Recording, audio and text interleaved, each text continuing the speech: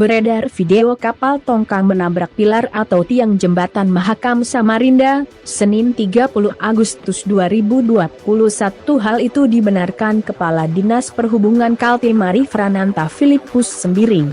Menurutnya hal tersebut dikarenakan tali seling penghubung antara kapal tongkang dengan tugboat putus, sehingga tongkang yang berfungsi memuat batu bara ini terbawa arus.